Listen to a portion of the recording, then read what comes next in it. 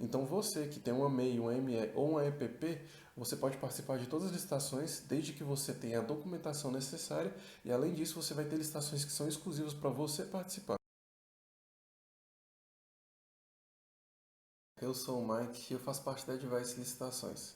Você sabia que ME, MEI e EPP podem participar de licitações?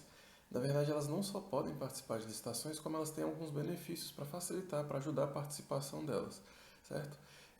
Mas vamos lá ao que interessa. O primeiro benefício que a gente vai começar falando é sobre a participação exclusiva. Esse benefício está definido no artigo 48, inciso 1º, da Lei 123 de 2006, certo? Eu vou mostrar agora a tela para a gente ver um pouquinho sobre esse artigo, certo?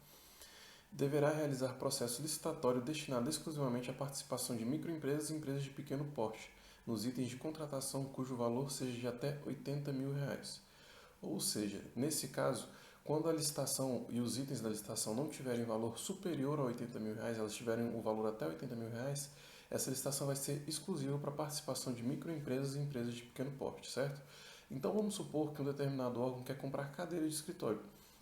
Se o valor total das cadeiras de escritório não ultrapassar 80.000, essa licitação vai ser exclusiva para microempresa e empresa de pequeno porte. Ou o item pertinente, né? Se for só esse item de cadeira de escritório. Mas e se esse valor for superior a 80.000? No caso desse valor ser superior a 80.000, ainda a gente pula para o inciso terceiro, que pode ser aplicada a seguinte questão. Deverá estabelecer em certames para aquisição de bens de natureza divisível cota de até 25% do objeto para a contratação de microempresas e empresas de pequeno porte.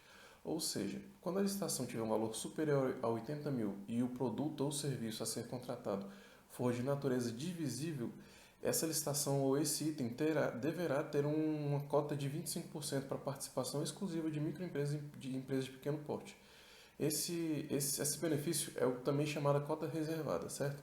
Então, se, por exemplo, no exemplo anterior, se esse mesmo órgão quer comprar cadeiras de escritório, só que o valor é de 100.000, ele teria que reservar 25% desse valor total, do item total, para compra exclusiva com empresas de pequeno porte e microempresas, certo? Só lembrando, ressaltando que não é só a quantidade. Como o próprio artigo fala, os bens têm que ser de natureza divisível. E para definir isso, não é só a quantidade que é levada em consideração. Tem que ver se é tecnicamente viável, tem que ver se a divisão não vai prejudicar o órgão, tá? E agora eu vou trazer dois exemplos para a gente. O primeiro exemplo é o de discos SSD, tá? Como vocês podem ver na tela, a característica do primeiro item e do item 2 é a mesma coisa, está pedindo o mesmo disco SSD. No primeiro é a cota de participação geral, ou seja, todas as empresas podem participar, e aqui está pedindo 413 unidades, certo? No item 2 é a cota reservada. Essa cota reservada só as micro e pequenas empresas podem participar. E aqui está pedindo 137, quantidade estimada, 137. E no outro caso, é uma compra de uniformes. Vamos pegar o primeiro item aqui, conjunto de paletó, certo? Nesse conjunto de paletó, por mais que poderia se dividir a quantidade, foi pedido tudo num item só. E o valor é bem superior aqui, ó, 600.000, como vocês podem ver. Então, assim, não é só a quantidade que é levada em consideração na hora de se fazer essa divisão, de se reservar essa cota, tá? Porque aqui poderia, se fosse levado em consideração só a quantidade, poderia simplesmente dividir essa questão dos paletós.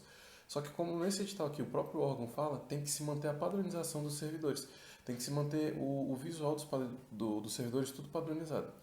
Então, se contratasse duas empresas diferentes para confeccionar esses uniformes, poderia uma empresa fazer de um jeito, outra empresa fazer de outro, não seria uma coisa padronizada. Então, para evitar isso, eles colocaram tudo no item só.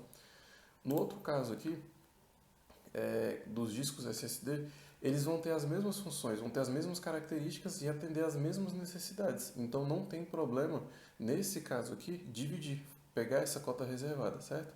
Então assim, para resumir, quando a licitação for até 80.000, ela é exclusiva para participação de microempresas e empresas de pequeno porte. Lembrando que nesse caso aqui, a MEI também pode participar, tá? A MEI, ela se enquadra como microempresa e empresa de pequeno porte. Ela se adequa à Lei 123 de 2006, certo? Quando o valor for acima de 80.000 e os produtos ou serviços tiverem natureza divisível, deverá ser reservada uma cota de 25% para participação exclusiva de microempresas e empresas de pequeno porte. Então você que tem uma MEI, uma ME ou uma EPP, você pode participar de todas as licitações desde que você tenha a documentação necessária e além disso você vai ter licitações que são exclusivas para você participar, certo? O próximo item, o próximo tópico está definido no artigo 43 da Lei 126 de 2006, certo? Ele fala sobre a regularidade fiscal e trabalhista. Vamos ler esse artigo. No parágrafo 1º, ele fala o seguinte: havendo alguma restrição na comprovação de regularidade fiscal e trabalhista, será assegurado prazo de 5 dias úteis, cujo termo inicial corresponderá ao momento em que o proponente for declarado vencedor do certame, prorrogável por igual período a critério da administração pública, para regularização da documentação, para pagamento ou parcelamento do débito e para emissão de eventuais certidões negativas ou positivas com efeito de certidão negativa. Então vamos lá, o primeiro ponto. Quando sua certidão negativa de débitos não estiver sendo emitida, ainda assim você poderá participar de uma licitação, sem nenhum problema. Se você é ME, EPP ou MEI, tá? Você pode participar. Esse é o primeiro ponto. Tá? Normalmente a certidão não é emitida por débitos ou algum imposto que não foi pago, e lembrando que os débitos de pessoa física também influenciam na emissão da certidão de pessoa jurídica, tá? Então tomar muito cuidado com essa questão. Então assim, dito esse primeiro ponto, o segundo ponto, você pode participar, né, sem nenhum problema, e você tem que apresentar toda a documentação, e se ela estiver irregular, você vai ter um prazo de 5 dias úteis para regularizar ela, certo? Para pagar os débitos, para regularizar a sua certidão perante o órgão, e você inclusive pode ser declarado vencedor da licitação. Quando você for declarado vencedor, a partir desse momento você vai ter 5 dias úteis, prorrogável por mais 5 dias úteis para regularizar essa situação, pagar débitos, fazer parcelamentos, enfim. E aí você vai ter que emitir sua certidão negativas ou certidão positiva com efeito de negativa, tá?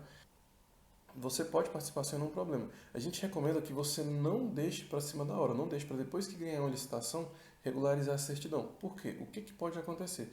Você participa da licitação, você ganha um preço bom, bem acima do que você está acostumado, e você está com uma certidão, a certidão estadual não está saindo.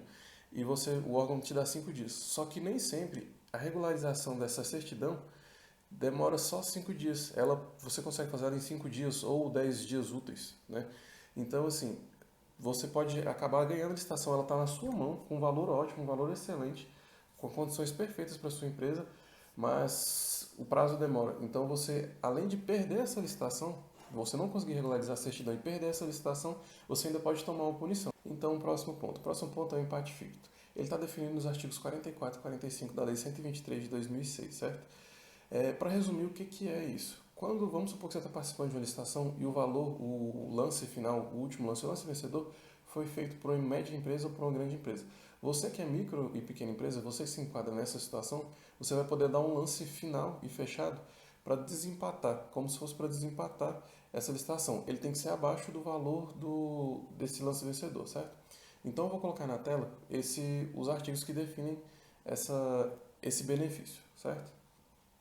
No artigo 44, ele fala que será assegurado como critério de desempate preferência de contratação para microempresas e empresas de pequeno porte. Então vamos focar na modalidade pregão. O intervalo para você aplicar esse benefício é que o seu preço esteja 5% acima do melhor preço, da oferta vencedora, certo? E o artigo 45. Para efeito disposto no artigo 44 dessa lei complementar, ocorrendo empate, proceder-se-á da seguinte forma: microempresa ou empresa de pequeno porte, mais bem classificada, poderá apresentar proposta de preço inferior àquela considerada vencedora do certame, situação em que será adjudicado em seu favor o objeto licitado. Não ocorrendo a contratação de microempresa ou empresa de pequeno porte na forma do inciso 1º do caput desse artigo, serão convocadas as remanescentes que porventura se enquadrem na hipótese do parágrafo 1º e 2º do artigo 44 dessa lei complementar, na ordem classificatória para o exercício de mesmo direito. Então, vamos resumir aqui, focando no pregão, tá? Então, no caso do pregão, o primeiro ponto, o intervalo é de 5% superior ao melhor preço, tá? No caso das outras licitações das outras modalidades, ele é de 10%, mas no caso do pregão é 5%. Se alguma microempresa ou empresa de pequeno porte que se enquadre nesses dois artigos aqui não oferecer um outro lance para desempatar, a licitação vai ser adjudicada em favor da proposta original, mesmo que ela seja média e pequena empresa, tá? E no caso do pregão, as micro e pequenas empresas que se enquadrem, elas vão ter 5 minutos para dar o lance de desempate, certo? Então, vamos ilustrar essa situação. O que acontece? Se a sua empresa é microempresa, empresa de pequeno porte ou uma MEI, e está participando de uma licitação, e vamos supor que ela ficou em segundo lugar, com valor de 105 mil. E o lance vencedor foi dado para uma média empresa ou para uma grande empresa e ficou no valor de 100 mil. Então você vai poder dar mais um lance para desempatar. Esse lance tem que ser menor do que o lance da grande empresa ou da média empresa, tá? Do lance vencedor. Então teria que ser ali 99 mil, vamos supor. Se sua empresa resolver não dar esse lance, vai ser chamada outra empresa que esteja nesse intervalo de 100 a 105 mil, tá? Outra microempresa ou empresa de pequeno porte. E se nenhuma dessas empresas que esteja nesse intervalo der o lance, ele vai voltar para a média empresa ou para a grande empresa. E vamos passar para o próximo benefício, né? O último ponto. Esse é mais direcionado para a MEI. A MEI ela é dispensada de manter contabilidade formal. Em alguns editais existe a seguinte previsão. O licitante é enquadrado como microempreendedor individual que pretende auferir os benefícios do tratamento diferenciado previsto na Lei Complementar 123 de 2006 estará dispensado da prova de inscrição nos cadastros de contribuinte estadual e municipal e da apresentação de balanço patrimonial e das demonstrações contábeis do último exercício. Ou seja, quando a MEI for participar de licitação e tiver essa previsão, ela não precisa apresentar a prova de inscrição nos cadastros estadual e municipal e do balanço patrimonial. Só que o que acontece? Isso nem sempre vai estar descrito no edital. Quando não tiver descrito, a gente recomenda que vocês sempre façam um pedido de esclarecimento para saber se realmente vai ser dispensado. Porque o que acontece? A MEI está dispensada de manter contabilidade fiscal, mas não necessariamente ela está dispensada de apresentar balanço em licitação, porque a lei de licitação não fala, não apresenta nenhuma exceção sobre esse assunto. Então, tem alguns pregoeiros que entendem que, por mais que a MEI não tenha que manter contabilidade fiscal, se ela quiser participar de licitação, ela tem que apresentar o balanço e tudo que pede ali na licitação, certo? Então, para evitar esse tipo de problema, a gente recomenda que vocês façam sim um pedido de esclarecimento. Além desses benefícios, existem outros que a gente vai estar falando depois. Siga a gente nas redes sociais, se inscreva no nosso canal do YouTube para sempre estar por dentro do que a gente vai trazer aqui.